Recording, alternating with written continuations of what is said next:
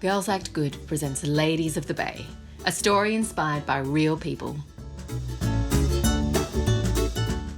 Previously on Ladies of the Bay, the girls packed up everything quickly and prepared to flee to Fiona's pub, the Lady Bay. But then, Naomi's waters broke. Can you believe it? Now, why do babies have, the worst timing?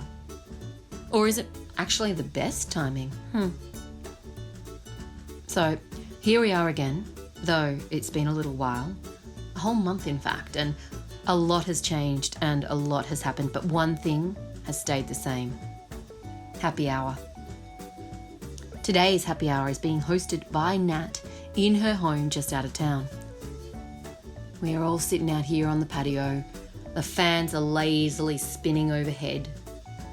There is the smell of something amazingly delicious and cheesy and garlicky baking. Oh, it's filling the air. And the smell mixes with the smell of the bushfires that still lingers. It's still really hot. Oh, here comes Tracy now. They still haven't got the good toilet paper in yet, so I had to get the home brand. You hate that brand? Yeah, but I knew I couldn't come back empty-handed. It's fine. Where are the kids? Oh, my girls went to the movies and Hugo went to Travis's place. I said he could go. I hope that's all right. Yeah. That's fine. It's fine. We're here. Hello. Hey, oh, so good to see you. Look at him. He's so cute. Oh, I know. Thank you. He's my little fire baby. Here, I'll take him. I'll put him up over here. Oh, thank you so much. I tell you what, though, ladies, if I have another one, I am going to plan it much better. Being heavily pregnant in summer is not something I want to do again. Well, I doubt there's going to be a fire like that every summer. You know what? I'm not taking any chances. I mean, even before the fire was roasting. That's global warming for you.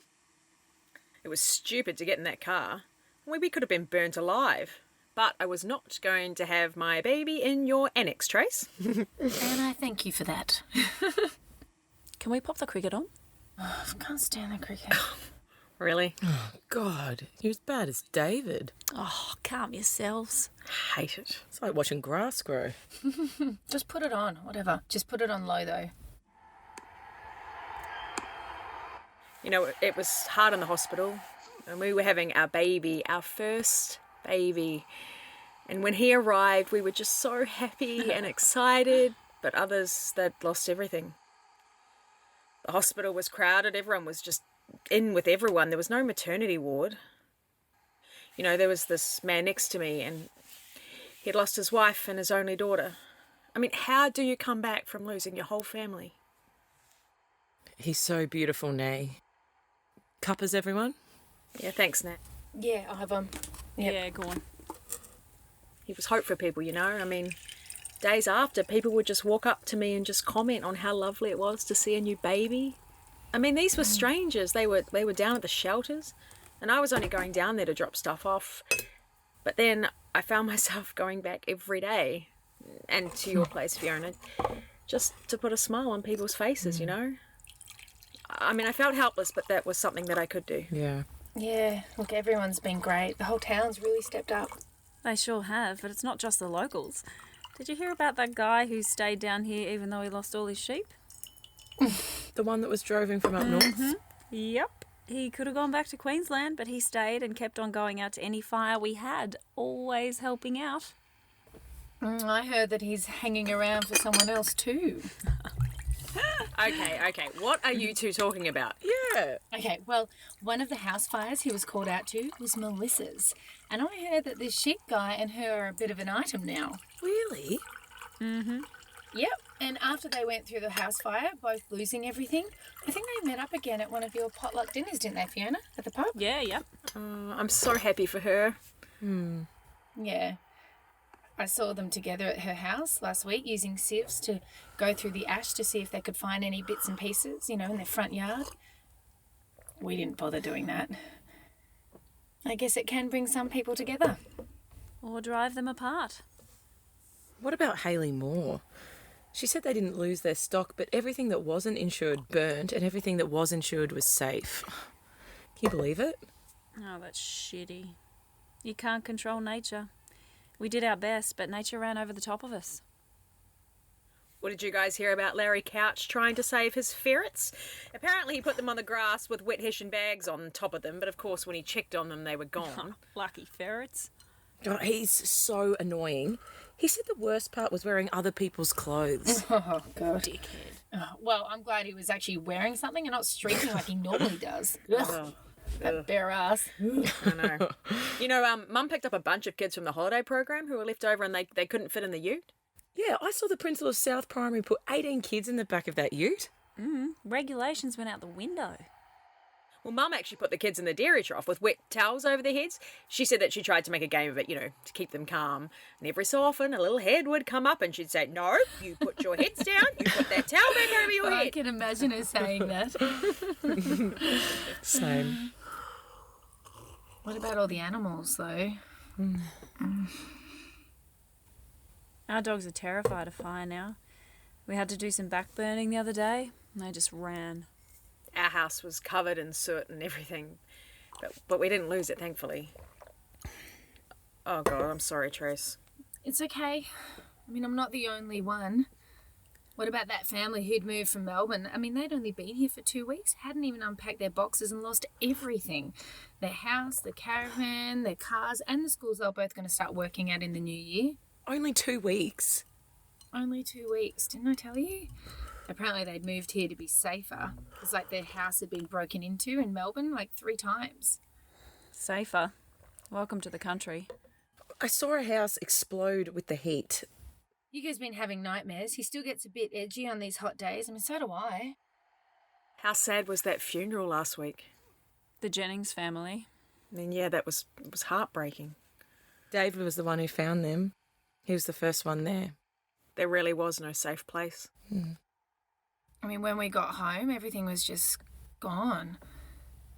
It's dead quiet.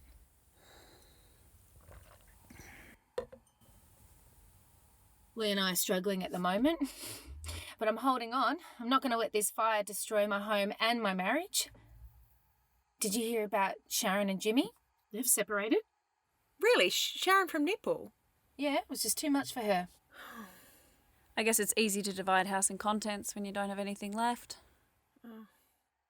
We'll never be scared when we have each other, you know? I mean, we were friends before the fire and we will be friends after for a long time. Oh, put your finger up your goose. That was out. What? Oh, God, I don't know how you can even like this game. It is so boring. It's so boring. It's all and about long. patience. Oh, lucky I love you for you and not your love for cricket. David got that new Foxtel channel where you can just stream cricket and sports all day. I knew I liked David. David's been struggling.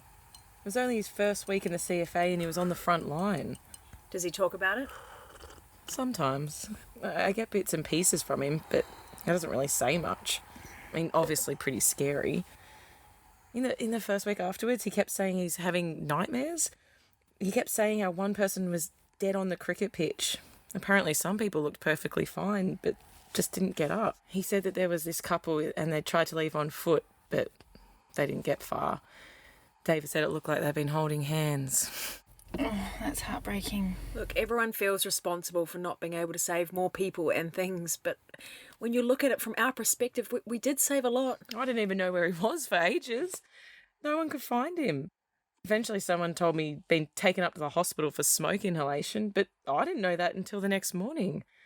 All I knew was that he was missing. God, it was the worst feeling.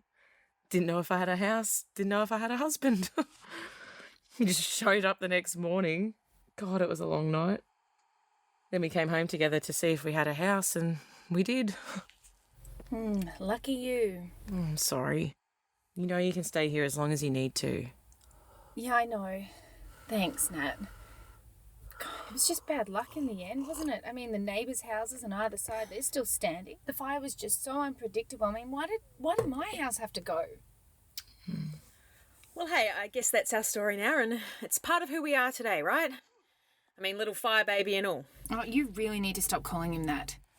Come on, Trace. David got the Order of Australia medal, didn't he? For saving those 2 out of the house? Yeah, but he was reluctant to take it. I think he still feels bad for the people he couldn't save, you know?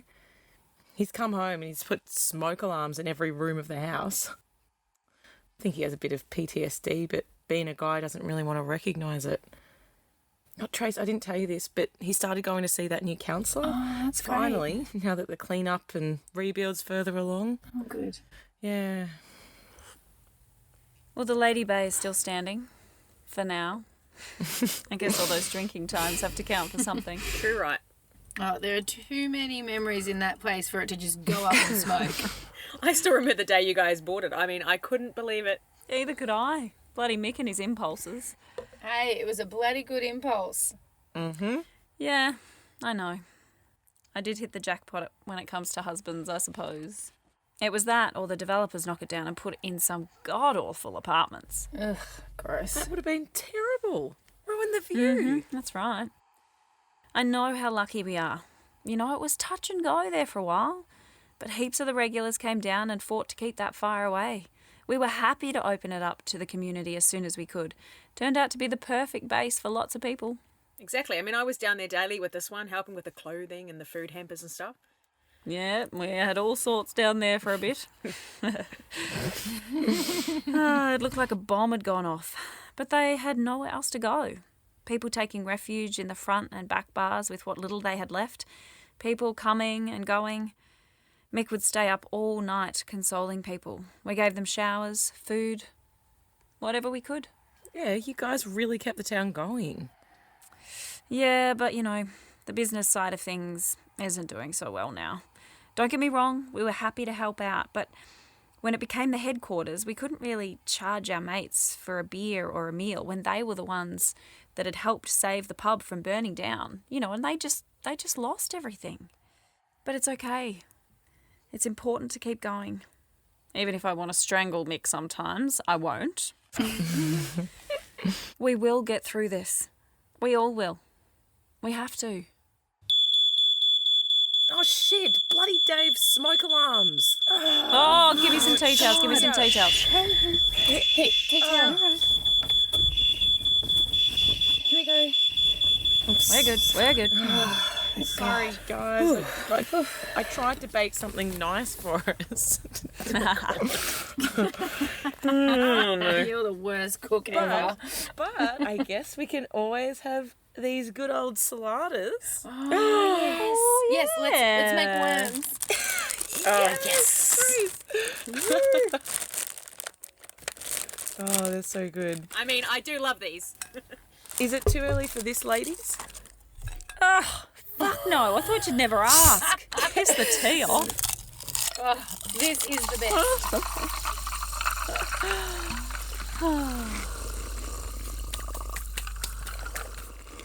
Well, I propose a toast to the oldies but goodies. To us. Cheers! Oh, that's so good.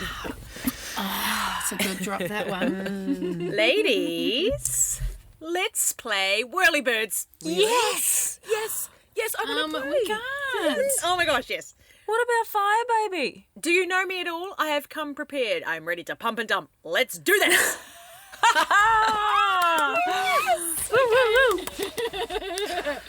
Oh my gosh, who's going to start? Who's going to start? Come on. Put your fingers in the middle. Here we go. Put your fingers, fingers in the middle. Oh, what is it? Oh, my Fingers. God. Oh my God. Put your hands. Put your hands in the middle. Okay. Hands. Oh, I'm so old. Right. Put your hands in the middle. Let your fingers twiddle. Let the Whirlybird song begin. Fee. Trace. Trace. Fiona. Oh, Fiona. Nay. Nay, nat. Nat, Trace. Trace. Fiona. Fiona. Nat. Nat, Fee. Fee. Nay. Nay, trace. Trace. Drink, Skull. Love you, ladies. Oh my God. It is actually a really fun game. See?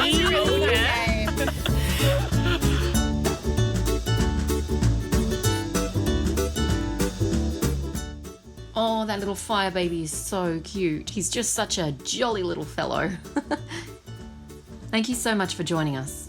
Perhaps next time we can host you for happy hour at the Lady Bay Hotel in town.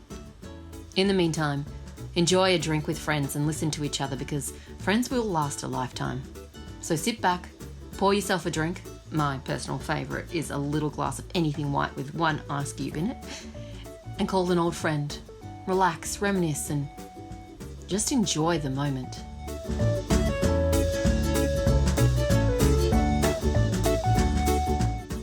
This podcast was made possible by the support from Deans Marsh Community Cottage, Camperdown Community House and La Mama Theatre. Girls Act Good is an all-female collective of actors, writers, directors, producers, theatre makers and filmmakers based here in Melbourne. Jump onto Girls Act Good website, all the W's, girlsactgood.com. Subscribe to our monthly gag goss and stay up to date with all things gag. You can also find us on all the socials.